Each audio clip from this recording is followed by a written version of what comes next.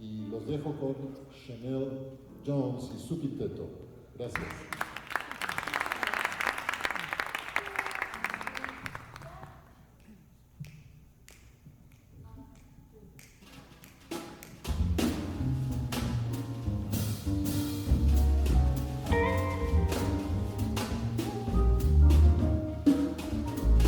Just friends, lovers no more.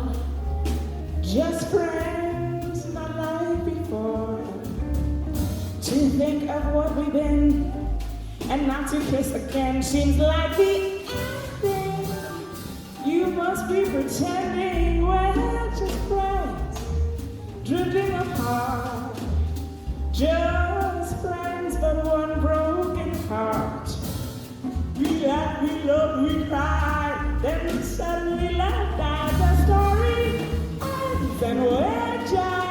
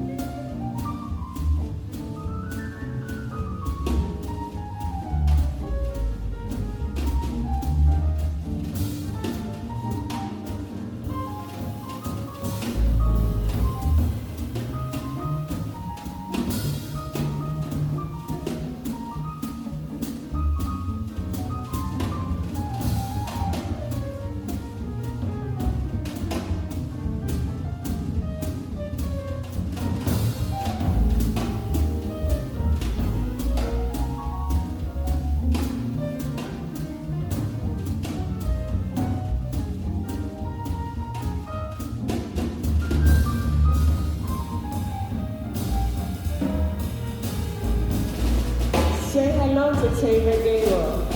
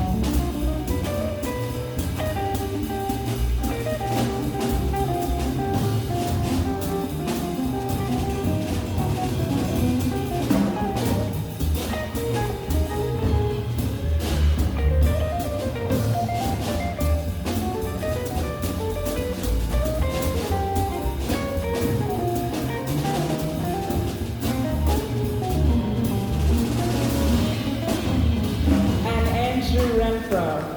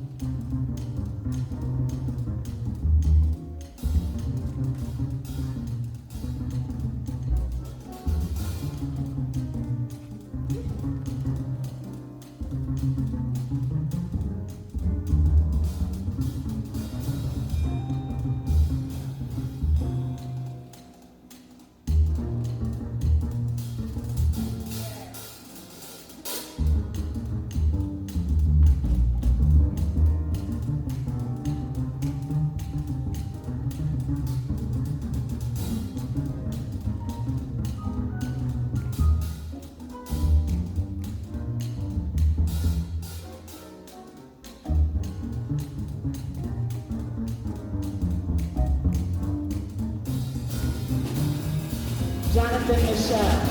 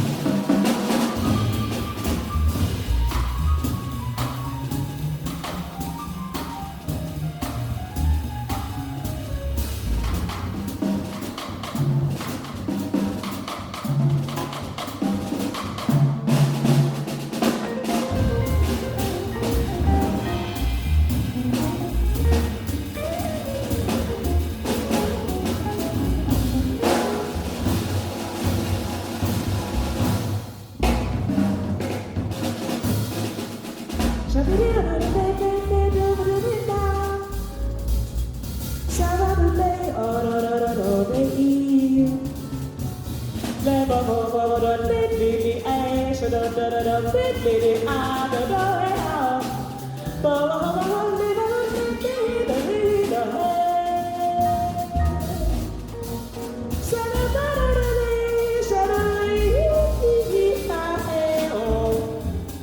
laugh, we love, we cry. The story ends and we're just. The story ends and we're just. The story ends and we're just friends.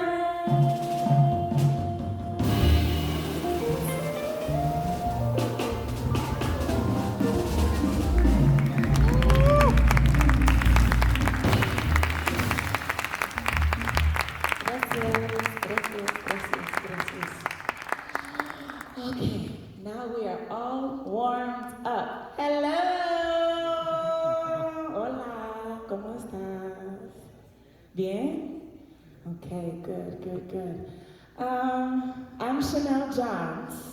Thank you so much for coming. And we're just going to talk a bit about some music today. I know you probably have a lot of questions. But before we get to questions, I want to see how many singers are here today. 1, 2, 3. Only 3? 4? Be still my heart. Okay, 4 singers. How many pianists do we have? 1, 2. Okay, guitars. Everybody always plays guitar. What is that about?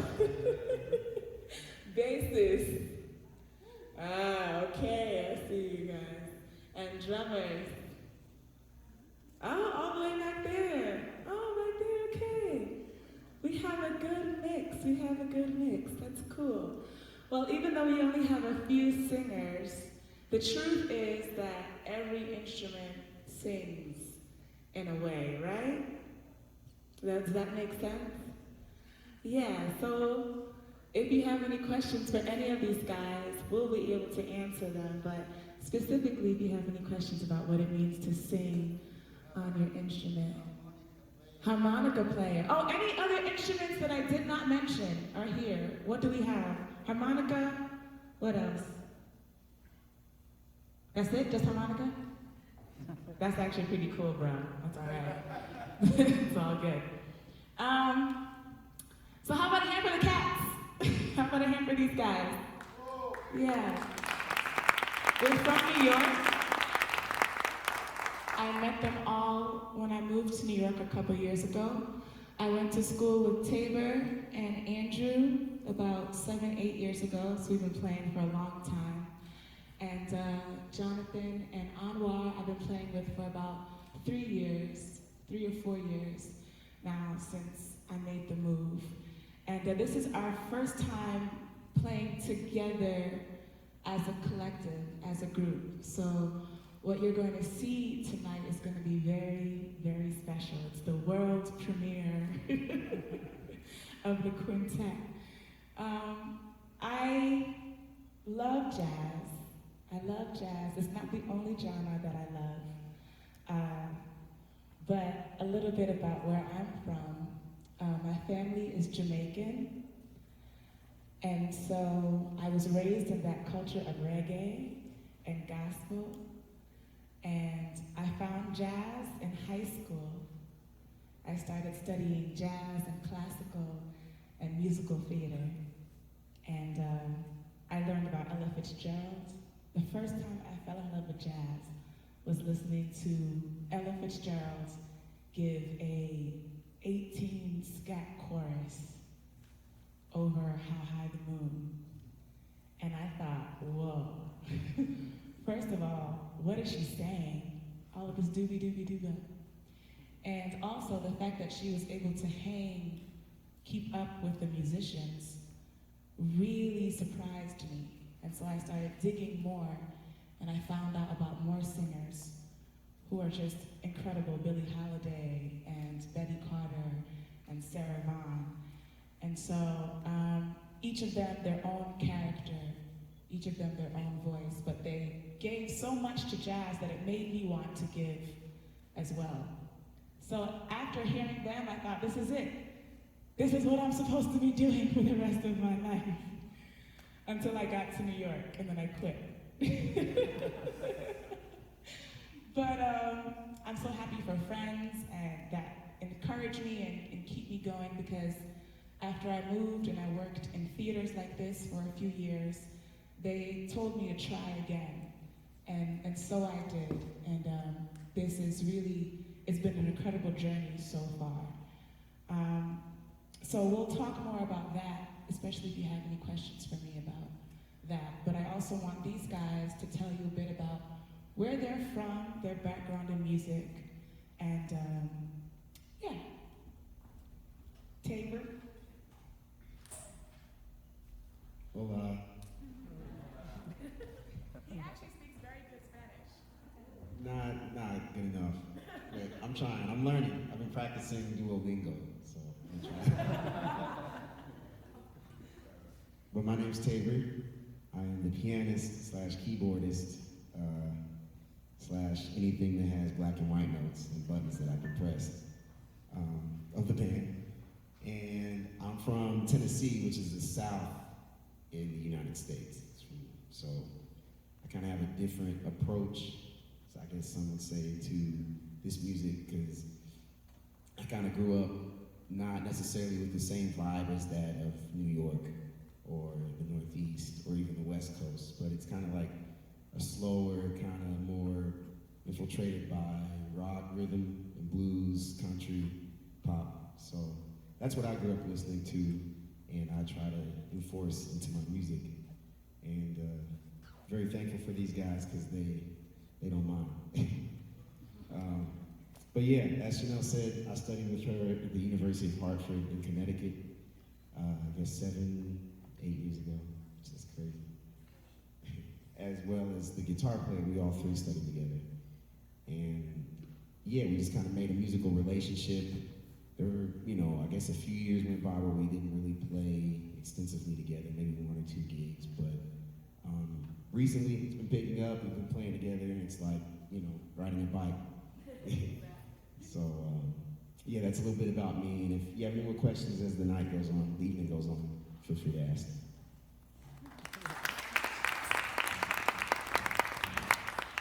So this same school, University of Hartford, it was founded by this saxophonist, musician, Jackie McLean, and he also founded a nonprofit organization in the community that I grew up in called the Artist Collective. And Jackie was such an important figure to me personally, growing up in that same community and then learning about jazz, because his son also taught. Well, Jackie passed away before I got to the school, but his son was teaching, Renee McLean, who's my mentor. And he kind of taught us about what it means to develop a relationship with the music, what it means to be a singer, as well as an instrumentalist, as well as a musician, because a lot of singers separate themselves from the band, right? But what it means to listen and to really understand what each person is doing, everyone's role and how it works together. So the fact that you just said University of Hartford brought up that really important person to me is Jackie McLean. And also here's Andrew Renfroe from Florida. Hello, I'm Andrew. I'm from a place called Jupiter, Florida. It's a real place. I've been playing, I guess I had to count it up last night, but 15 years. I started when I was 13 years old. I didn't really take it seriously until 17. I had a great mentor, Marcus Rabb, who gave me all the records and kind of brought me into the music. But yeah, now we all live in New York, and we all play in a bunch of different bands, and we do a lot of different things. And sometimes there's an overlap. I play with John from time to time, I play with Tabor all the time. And it's beautiful that we can get together and play for you here. So if you have any questions, feel free to ask me. I know there's a bunch of guitar players out there, so thank you.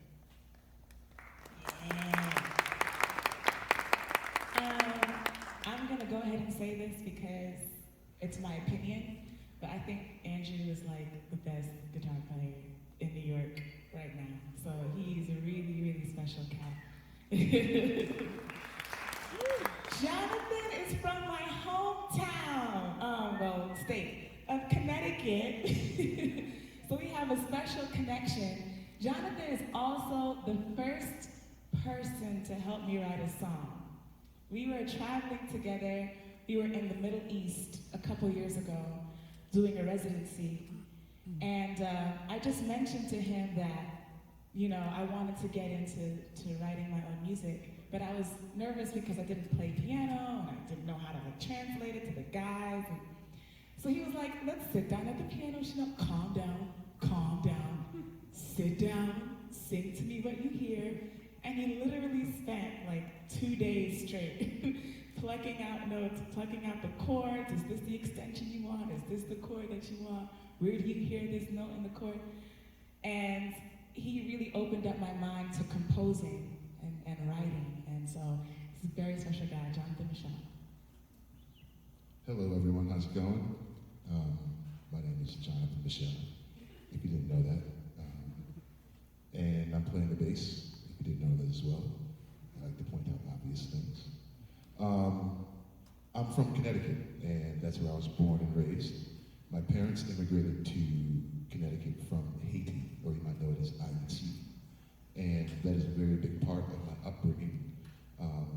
I think the thing that makes me love playing music the most is the community that I'm a part of, or the communities that I'm a part of, and how things kind of come together. Like, Shenel and I grew up in the same state, but we didn't meet until we moved to New York.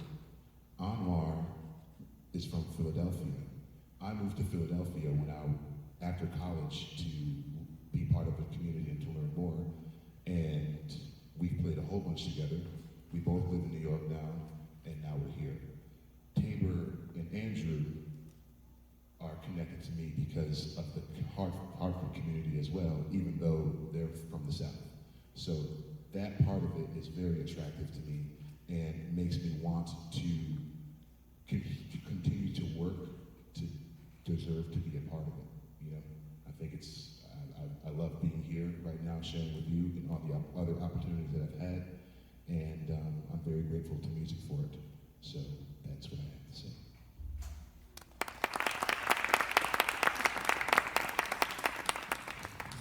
So Anwar is my newest friend.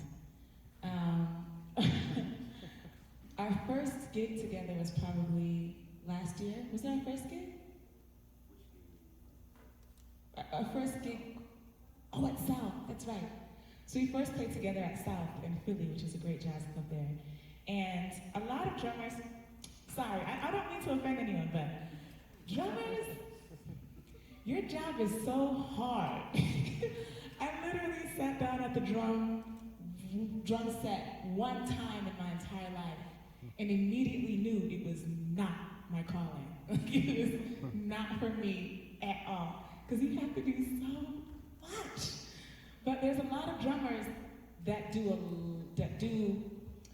a lot on the drums. You know, they play, and sometimes, depending on who they're playing with, it can be louder than what's going on around them. But the first thing that I loved about Anwar is his sensitivity to who he's playing with, and also just his feel. It's clear, and he knows when to do what. And I thought that simple thing was the most, thank you. It was so important to me because I was so used to yelling over and screaming over, and he taught me that the drums in itself, they're playing notes, they're playing melodies, they're playing so much more than just rhythm. So this is Anwar Mashall.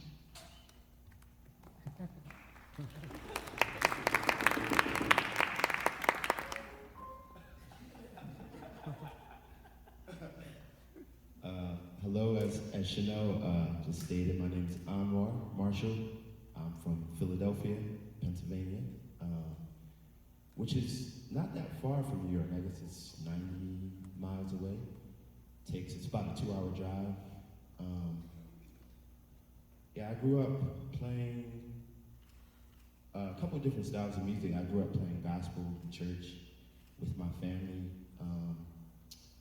And my brothers, my 2 older brothers, were really into hip hop, so I always, whatever music they were listening to, I would try to learn the grooves on drums, on drum set. Even if it was programmed drums, like a computer or a beat machine, I still try to learn the grooves on drum set.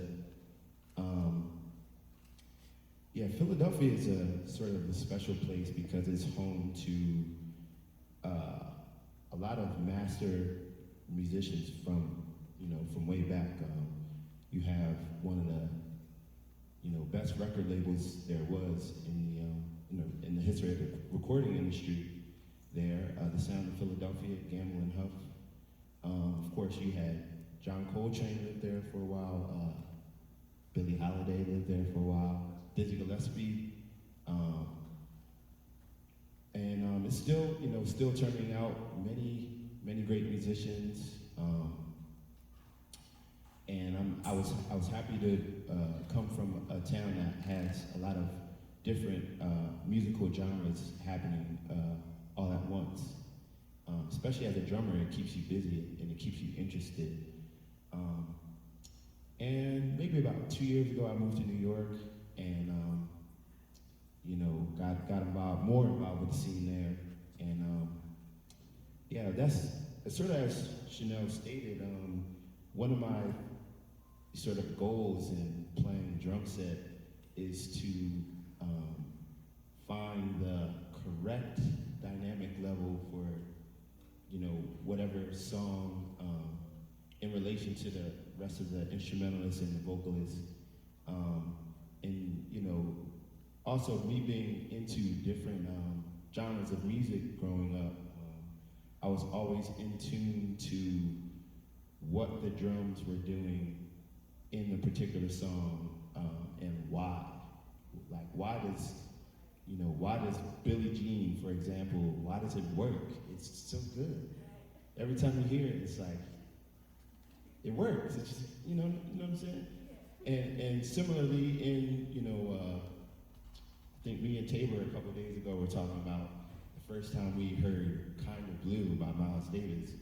Like, when they start swinging, it's just like all is right in the world. All of a sudden, they found the correct groove with each other, and that it has they create a certain vibration, and that's always my goal in playing the drums.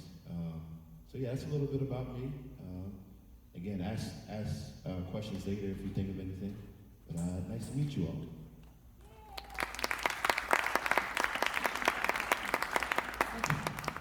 So before we open it up for Q&A, we're going to do one more song for you. This is the first song I learned that I mentioned earlier. It's How High the Moon.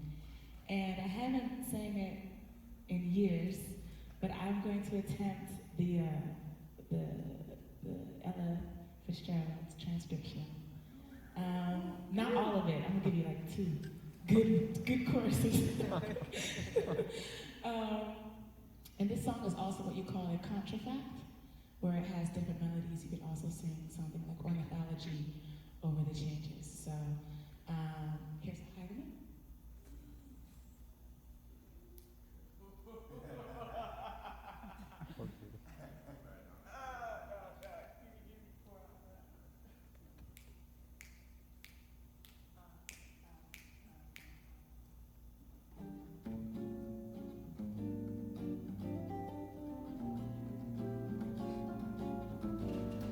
Somewhere there's music, how faint the tune. Somewhere there's heaven, how high the moon. There is no moon above when love is far away too. Till it comes true that you love me as I love you. Somewhere there's heaven, it's where you are. Somewhere there's music, how near, how far. The darkest night would shine if you would come to me soon. I love you, it has to know how high the moon. Ooh,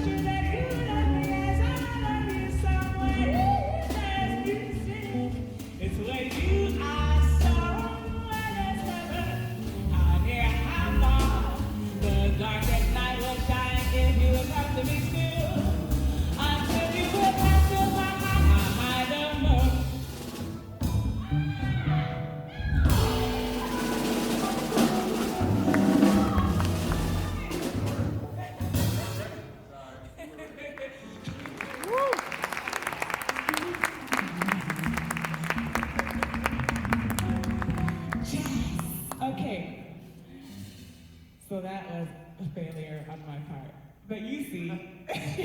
You see what it was supposed to sound like. Anyone have any questions for us? Anybody? Don't be scared. Uh-huh.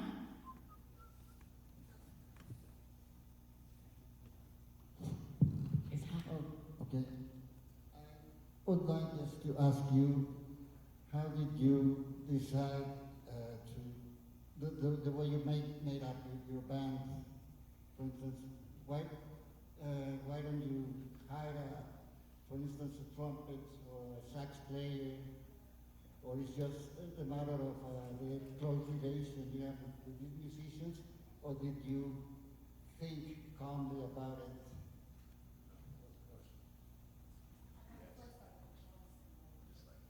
I got the first part of the question. So why did I hire the bands, especially the front line, without any horn players? Okay, what was the second part of the question? That was it? That was it. Okay. So I play in a lot of bands with horn players, and what I find is there's a struggle for space a lot of the time. And I think it's me. It's the fact that I still need to learn how to adjust to a trumpet player and a sax, especially when there's more than one horn player. But specifically why I got Andrew for this front line is because the more that I'm writing and hearing music and hearing like the arc of a project, I just hear guitar. You know, when I think about compositions, I think about how a guitar player would play them or write them. And I listen to a lot of singer-songwriters, a lot of folk music. And I've also heard Andrew in that setting as well, playing like bluegrass and folk, and he's incredible. So I hired him specifically because of this project and bringing out that element. But I'm not opposed to trumpet players or saxophone players. My favorite horn is actually trombone. So if I could, I would definitely do that. Anybody else? Anybody? All right. I have a question regarding more, I guess, the dark side of music, as in when you're lonely. No.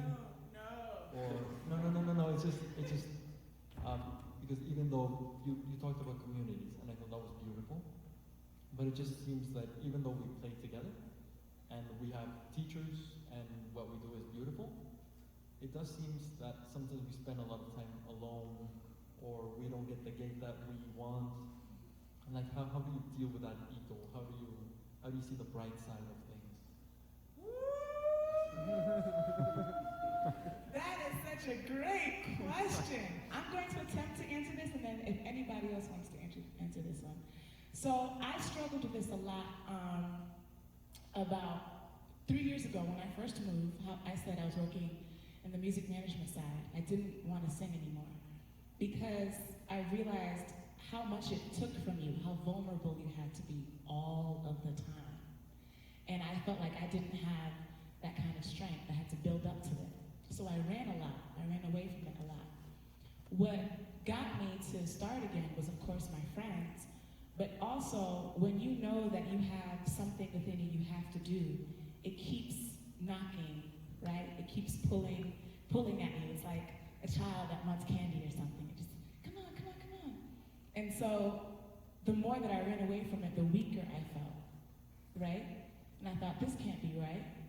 It's there, I know it's there. Maybe if I work on it, on my own, without anyone else's expectations of what I should sound like, without comparing myself to anyone else, without wanting someone else's, or wanting to tour with someone else, any of that. Just learning about music and how it affects me and how I react to it and my relationship with it.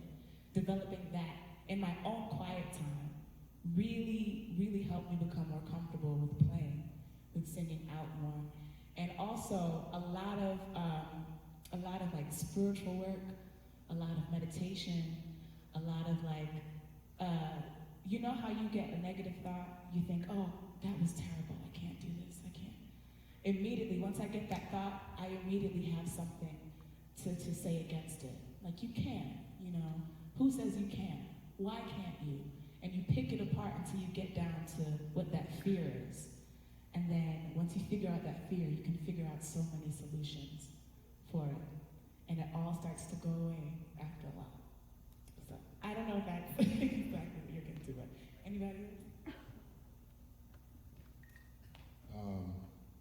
I think that, well, I'm just gonna kind of keep it real for about 3 minutes and 30 seconds.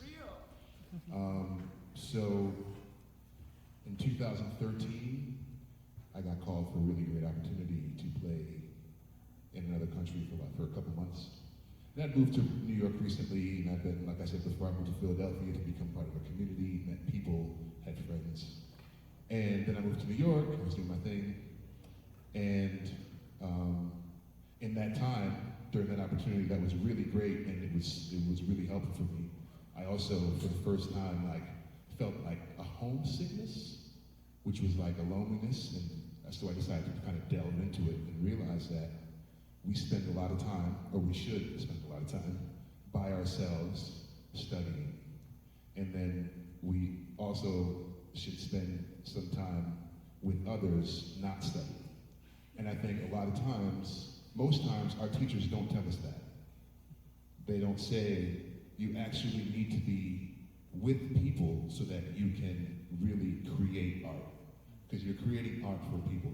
When we play at 8:30 tonight, we are hoping that the music that we play helps in some way. Whether it makes somebody happy, whether it helps them to access something. Either way, we are playing, we share our art with people, so it's really important for us to be around people, to reach out to people in a non-musical way. And that's hard for us because, especially in New York, you need to spend 28 hours a day working towards your career, and there's only 24, so it's really hard. So something as simple as dating gets very difficult. Just like a normal person, if somebody has a 9-to-5 job, they can say, hey, you want to go out with me tonight? Yeah, sure, 8:30, let's meet at the restaurant. At 8:30, on any given day of the week, none of us is available. So then it's like, man, let's go on a date at noon on Monday. That's weird, but if that's what you gotta do, that's what you gotta do. I am very lucky to be married to a very wonderful woman. We got married last year, and it came from me really deciding at one point that I need to make an effort to just be a person in the world and connecting with people, right? And that led me to somebody who's actually really loves my career and is really invested and really understands. And when I go to Mexico for 6 days, she's okay, But that comes from me putting my bass down. I literally said to myself, when I go on a date, I can't bring my bass. Isn't that nuts? That I had to say that to myself. I had to make a rule that when I go on a date with this girl, I can't bring a bass. So that means that I can't go on a date after a gig. I can't go on a date before a gig. That takes up a lot of time. So I have to make time for this. So I would say for that feeling, that loneliness, put yourself around people. The solution isn't the same for me as it is for others, but I do feel, along with the things that Shenel shared, because that helps too, getting into a meditation space. Being okay, being alone as well, that's okay. But if it's not okay for you at the time, that's fine too. Go out, meet somebody. Call a musician friend and say, hey, we're not going to talk about music, we're not going to play music, we're not going to go to a music club, we're just going to hang out and do something that is just social and human. It sounds funny, but it really helps for me.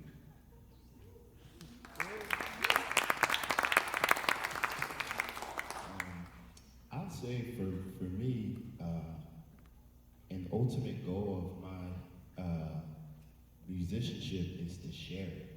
That's like my ultimate goal as a musician.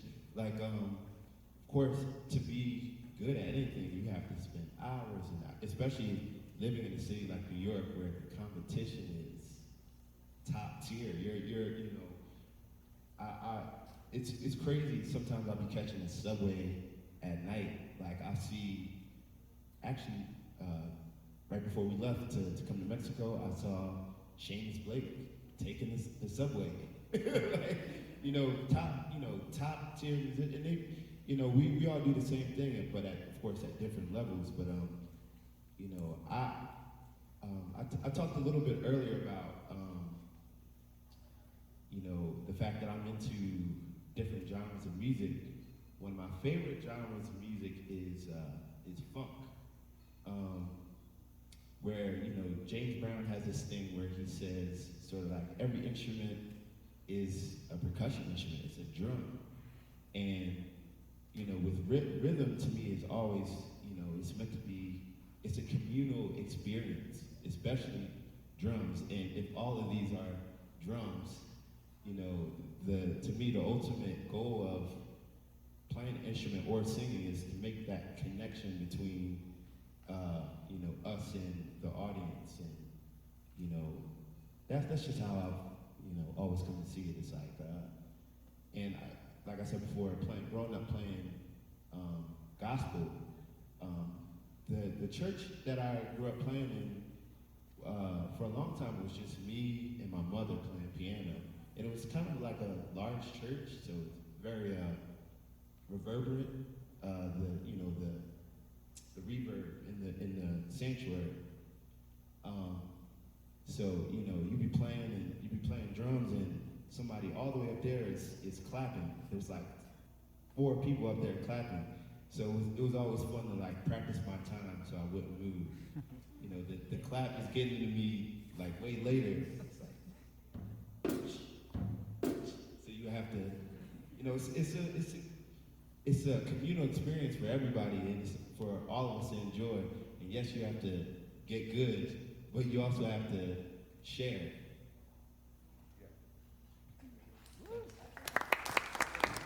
I just want to really drive this home, something that John said, which is a community. John actually, he calls me, and he knows that I'm a loner, so I don't pick up my phone for people. But when I see John call, I'm like, okay, let me be a human today. What's going on, John? What's going on? Right, so having people around you like that is really important. Thank you, that was a great question. Yeah, let's get a lady. Hello. What do you do every day to be a better singer? What do I do every day? Yes. Sleep. I'm so Me too. serious. I have to sleep 8 hours. I have to. Because if I don't, my entire body is out of loop, and your instrument is your body. So taking care of your body every day is so important. I look at the weather every day because you have to keep this protected. I work out. I don't work out, but I stretch every day. When I wake up in the morning, the first thing I do is hop out of bed and I stretch. I do something, hands behind the back. I drop all the way down. I do my cat dog thing. I do my yoga thing. Right? You stretch everything. And then when I'm in the shower, you have some humidity. You start to warm up your vocal cords in simple scales up to the 5th.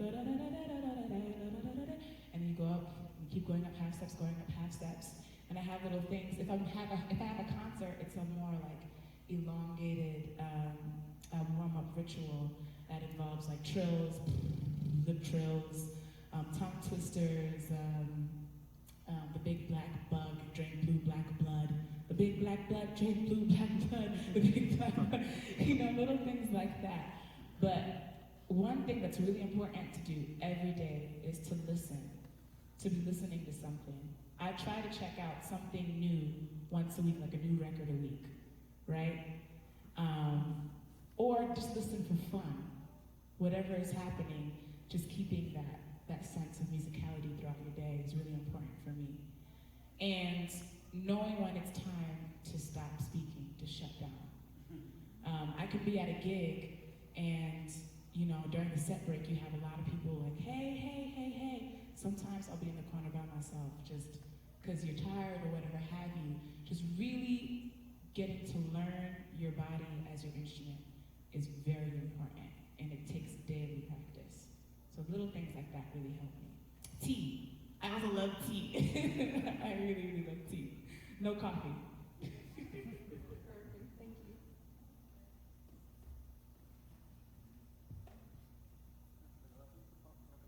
I have a question. Hi. You have a question? No, he doesn't count. I do count. But you No, he doesn't count. Yeah, You're more important right now. It's about freedom. A question about identity and the way you approach your instrument. What do you have, each one of you has to offer as an instrumentalist among all this competition in New York? So a couple of words of what is important for you, or what is what you have to offer? Like, how do you approach really standing out among the competition? And it's not like it's like an easy question. You know, just how do you see yourself as a singer? What's important for you as a guitar player? What's important for you as a player? But not something like abstract, but really like ground up things, like musical things. Okay. Really quickly, I'll just say that one, comparison is so crippling for me. So what I try to do is just focus on my craft, as you said, what I have to offer for myself, and that is the art of storytelling. And that means I listen to a lot of storytellers, and that may be my peers, or it may be someone like an ancestor who's passed. So storytelling is very important for me. And songwriting is also part, I'm getting into songwriting because of that, right? Telling my own story. Something that's also very important to me that I'm starting to pick up again is theory. For singers, we have a theory. Singers have a natural talent. We have like a natural ear.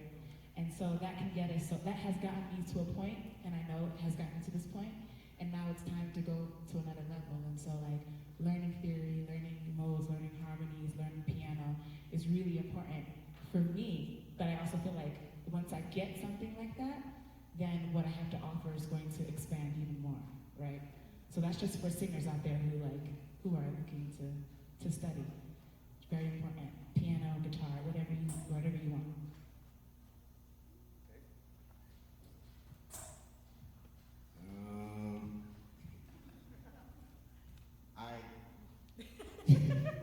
It's a tough question.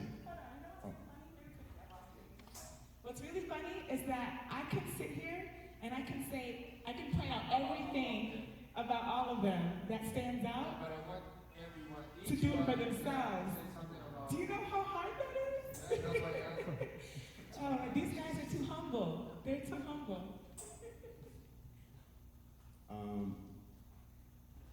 Yeah, so I'm just now kind of getting back into this. Musically, I think you have to believe in yourself to a certain extent, more than others believe in you, because you're kind of like your best cheerleader. And one thing I notice about myself, even just growing up, I'm really attracted to like creativity and like finding a different way to do the same thing, or maybe do it in a way that you didn't notice it was the same thing, Maybe may I just formulate the question again? What do you like about your playing? That's what I'm telling you. I'm creative. And I find ways to do the same thing that a lot of people that I listen to, or I know, or that I hear do, but I do it in my way, And I think it's important as musicians, because we're artists, it's important to tap into the creativity, and like I said, to tap into self-belief and self-confidence, and to find people that are on the same path as you, or appreciate what you do. That's, I guess, that what you do that's authentic to who you are, And like with these guys, especially Renfroe, we've been playing together for years, and it's like we know each other so well, like we can hear where each other's going 4 bars ahead of time, and like most people wouldn't be able to do that, But it's because we understand each other's language, we understand each other's thought process musically, and sometimes just physically, well, I guess where we're going. So that's one thing I'd say, is to embrace your creativity, to make those your strengths, and also make your weaknesses your strengths too, and keep trudging.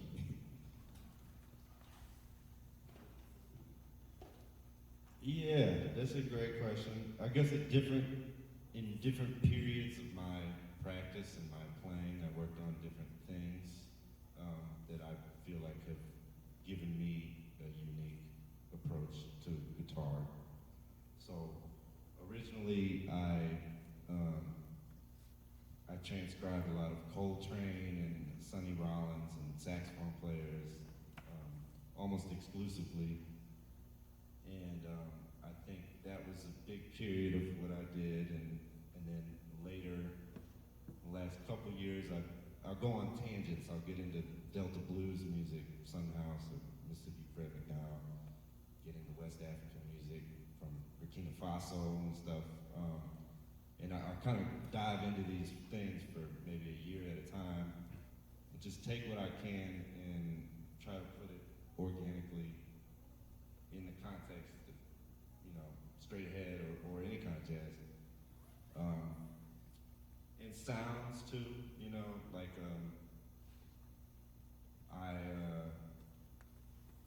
especially for guitar, there's a lot of like, oh, you have guitar pedals, you can't be, you're not playing jazz, you know, it's not authentic or something. And I think you have to have a certain, you have to do the work to check out the masters and stuff and do what you're supposed to do. And, you know, I definitely did that, but you also have to be strong in your convictions. It's okay to not like something. So for me, being very clear about what I like, why I like it, and what I don't like, and why I don't like it, and just trying to put it all together is what's worked for me. I'm going to answer your question, but then I'm going to first not answer your question. So, I think it's important to know that you're actually competing with people who don't take music seriously. Because once you get to the circle where people are taking music seriously, we're all here together. So you want to be sure that you're studying and networking and showing up on time and doing all these things, because that's what it means to participate in the thing. And when you're participating in it, it means that you're continuing to do the thing. You know, so saying that you stand out just means that you are one of the options. It doesn't mean that you are the option. At no point in time will you become the option. I mean, I guess there's 10 bass players in the world that get the call first, but there's 10 of them. It's not one. You know, like, would you rather have Christian McBride or John Patitucci? You know, that's not even a choice. You just do it. Why? Because they've done all of the work to be part of the game. That's it. Now, because the things that I think make me stand out, I hear in other bass players. So does it make me stand out, or is it just that I get called for certain things? Like, I will say to you that I think that the two things I do well is that I can play a song very well. From intro to outro, I can help provide the shape, and I'll participate in that process. I'll participate in crafting that process, whether organically or verbally. Like, I can do that well. The other thing that I can do well is that I can, within reason, play across the entire tradition of the African diaspora. Like, if I have enough time, I can make Nigerian music sound like Nigerian music, Haitian music sound like Haitian music, funk music sound like funk music. I can do that, and I will be convincing. But that being said, I know I said that, and I know I just thought of 3 guys that can do the same. You know what I'm saying? So the thing that makes me stand out is that I show up and I practice. That's what makes me stand out against the guy who doesn't show up and doesn't practice. But if you both show up and you both practice, you're both going to get an opportunity. So the idea is to make sure that you stand out against the people who are not doing well than it is that you stand out against the people who do. Because it's not your competition. When Taylor gets together with another piano player, they're not fighting. They're actually nerding out on piano. You know, because we actually don't get to see each other on the same instrument way too often. Like, oh man, I haven't seen you in 6 months. What you working on? Done. 6 hours later, they're going home. You know, so it's very, very community based. But the idea is that you're standing out against people who are not doing right. But sometimes it takes a while because of politics and because of this and because of that. Somebody that you know doesn't show up and they never practice and they're never prepared and all this stuff, they're working in New York for 5 years. But they won't be working in New York for 10 years. And if you keep doing your thing, you will be. You know? So I think that's a better mindset to have than what makes you stand out. Because then you'll be sad, man. You'll be depressed, like my man said. You'll be depressed. Because you'll be like, man, I'm not getting this call. I'm perfect for it. Yeah, but so are 7 other people. And that's okay, because you are working. If you're doing your thing and you don't have the gig you want, you have a gig, and you're working towards that. And then 3 years later, you never know. Does that help? I hope it helps.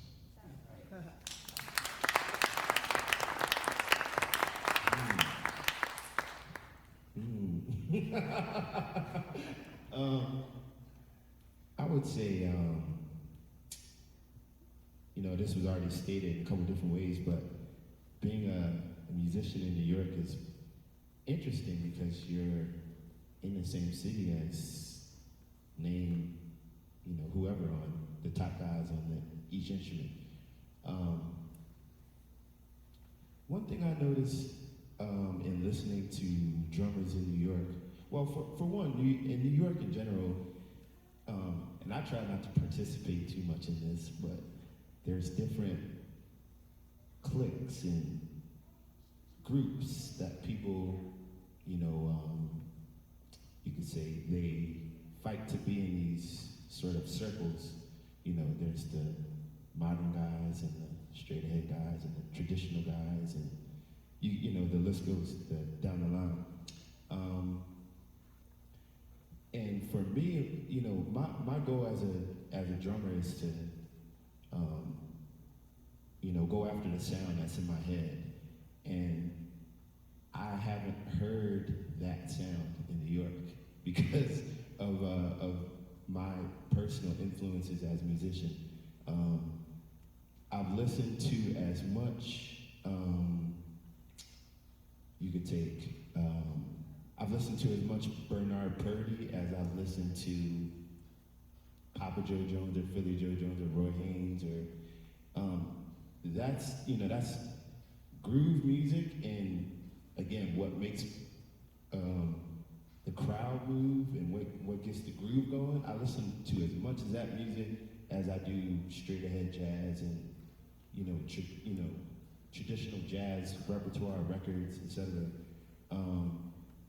And because it's 2018, I feel like we should incorporate whatever that sound is that's in our heads that, and it might not just be from, 18 whatever to 1960, you know what I mean?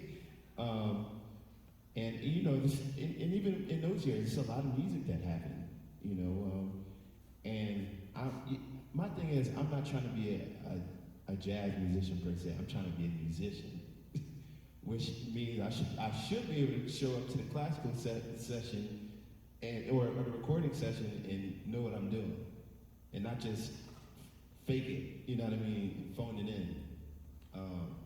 That's what I think makes me unique. If we can say that, but that's it. What do you think? Guitar. What is it? Guitar. That's why I thought about the question, because there are so many guitar players, and it's like, how do you approach that? It was not about ego at any moment. It was just about knowing how do you perceive yourself. Yeah. What makes you stand out? That I'm so confused about the instrument. That you're confused That about I'm so confused about what to focus on. But I think that maybe from my playing, I think I work really on my sound and trying to blend with the tradition. That's at the moment I'm right now. So I really want to sound like one of those guys. I don't care that no one says today, that's that guy, he sounds unique. No. That I really want the others to say, it's like he knows the tradition. So that's my thing right now. Maybe I identify myself with, what's your name? Jonathan. With Jonathan. Being able to play a song and being really precise with the style, really playing jazz. I don't mean it to sound like so orthodox, so square-minded, but like, I really like his approach. Like, I can play a song with a right intro, like, and play through the whole song, like, do the trades and say, oh, that guy plays jazz. That's like at the moment I am right now. What's your name again? Nestor. Ernesto. No, Thank you. without the E. Nestor. Nestor. N-E-S-T-O-R. Nestor. Okay. Yeah, thank you for your answer. Thank you. Thank you. One or two more. Hola. So you've mentioned you like different genres, and so do I, but I think jazz takes a lot of time and a lot of practice. And I guess my question is, how do you transition from genres, like from singing jazz to, I don't know, R&B, without getting lost or without improving in jazz? Without grooving in jazz. No, without, how do you transition between genres and keep improving in jazz? How do you sound good, like, in different genres? How do you transition? Genres. Yeah.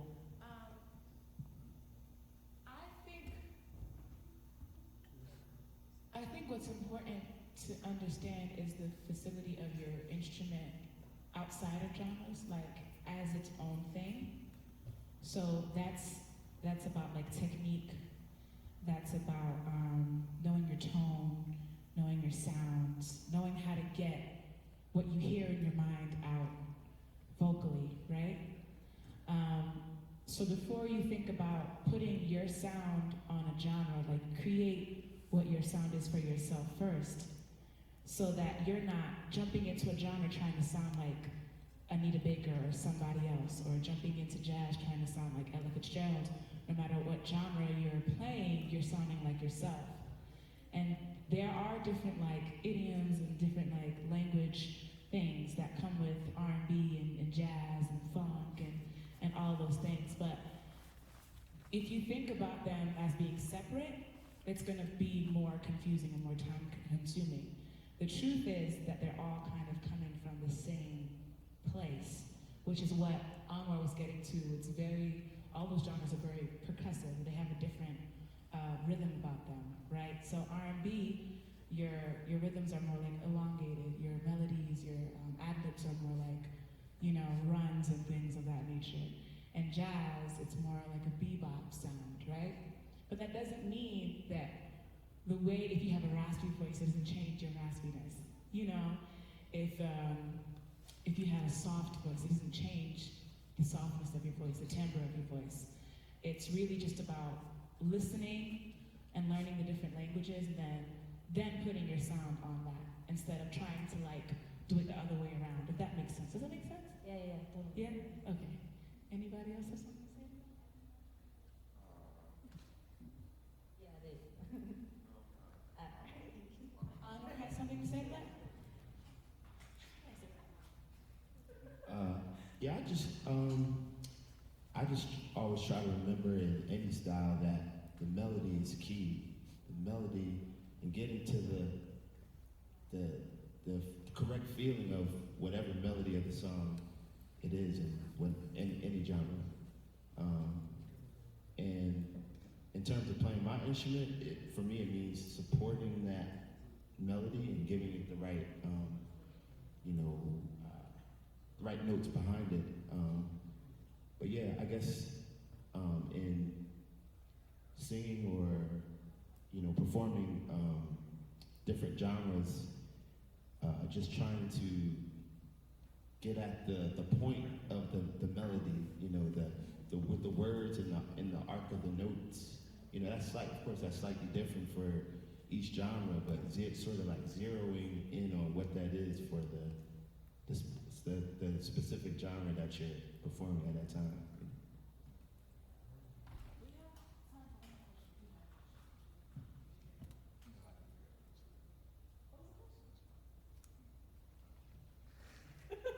Okay. Do we have one more question? We're going to get ready for the concert for you guys. One more question before we go? You will say something about the last question? Okay. Okay, before we get, Who was that? Okay, 1 second. He has a comment. So I just feel like it's my job to say this as much as I can. So you mentioned like R&B and jazz as different genres, right? I would like for you guys to think about this music, all those musics that you learned, as part of a culture. And think of what you're doing, what we are doing as anthropological study of culture, which means that when you listen to Ella Fitzgerald sing 18 choruses, it's not just notes that she was singing her life, you know? We're lucky enough to have recordings of that. We aren't lucky enough to have recordings of people playing Bach when that was written. I bet if we were able to hear that, it would be quite a different experience playing that music than it would be now. We're lucky enough to have recordings, so sometimes we just cheat it and we just say recording is now part of my thing. But what we've actually been doing since we were anywhere from 11 to definitely at 18 years old was anthropologically studying this music. So you start to see the straight line from Scott Joplin to Prince. And you don't think, okay, I'm gonna sing a 1920 song, I'm gonna sing a 1980 song. It's all the same thing. What you're singing a Prince song and you're singing a Billie Holiday song. And anthropologically, what does that mean? And then you'll be able to connect more to the story because maybe you don't understand these lyrics, these Gershwin lyrics, but you might be able to understand the artist and why they presented it, and you can understand the story, and you know where it comes from, and then you decide, you know what, I actually don't like this song. You did all the work, and you're like, oh man, this is not cool. But that's part of your study, and you learn so much in the process. So I would encourage that on top of everything that you've heard is to take it more. Don't think, oh man, I got to learn to sing R&B. It's like, no, I'm going to figure out where this comes from, and then at the end of this, maybe I'll be able to sing like Anita Baker. And if I can't, it's okay, because I sound like me.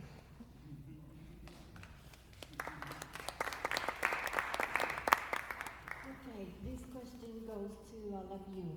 You've been exposed to different genres, you already talked about that, but what makes jazz special for you?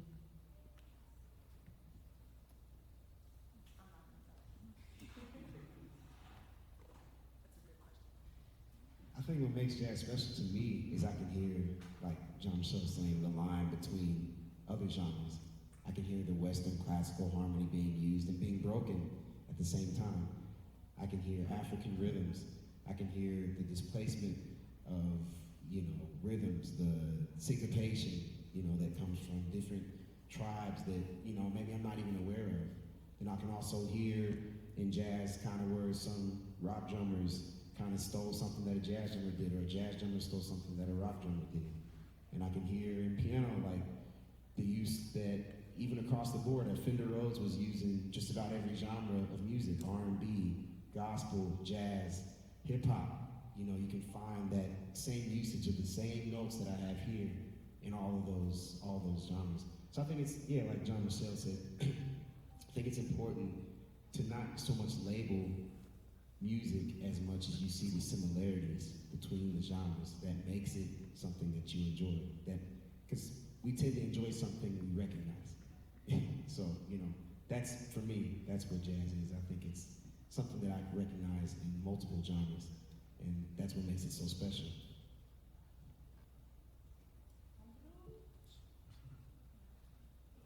Yeah, well, it allows maybe the most freedom. I mean, certainly for me as a guitar player, like I get to make a living making up notes for the most part. Like for the most of the time, I'm hired to play solos, which is such a blessing, and it's what I think I'm best at. So jazz was a natural. It's such it's a great framework for being able to play what you want to play. You of course have to do the work and learn the framework, but it allows the most freedom. So I think that's what makes it special. For me, I think it's the idea of technical proficiency meeting creativity at like a very, very high level. You know, there is a requirement of discipline, and there is a requirement of creativity, and a requirement of tradition, which kind of like fight against each other, but they make you better. That's a thing I felt like every time I saw someone who could walk a bass line, they could just play all over the instrument. And that is attractive to me, the technical aspect, but also the idea that there is creativity involved, and of course the rhythm. The rhythm is everything. The syncopation, that is really, really attractive to me. I would say the thing to me that's special about jazz is when we improvise together on a song, which is pretty much every time we play, we have to have enough, like John said, technical ability and, musical knowledge to make the right decision at any moment. And to change maybe what I would normally play when I hear Andrew or Tabor play something in the course of the song, because I have to react to it at the drop of a hat. Same thing with Shenel. When Shenel's singing the melody, being a drummer, you play time. Being a jazz drummer anyway, you play time, and you comp. You sort of surround the melody with like a response. And you have to stay on your toes, like a lot to play. To respond to somebody that's been studying piano as long as Tabor. And the way that each of these musicians knows, music, it keeps you busy, staying sharp on your own instrument to provide the correct thing for the music.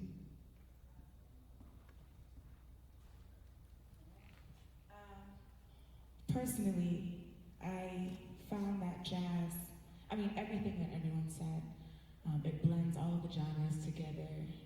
It provides freedom. But more so for me, it's really important to have a community that is that's humble, that's accepting, that's nurturing, and a lot of other genres, especially when you're working on the road, they don't provide that space. And as an artist, it means a lot that I can do this, that we have an education component to jazz that's so important. And when I was first learning about jazz, it was something that wasn't allowed in my household. But what drew me to it was the spirituality of it, and the fact that I felt connected to sounds from my ancestors, to sounds from Africa. And it was able to travel through to the United States, all the way to me. And I think I respect that so much, the strength of that it makes it important for me to do it. Thank you. Thank you, everybody. So we're going to take a minute. And we'll be right back. You're sticking around. Muchas gracias. Gracias, Shenel Jones. Gracias a todos ustedes.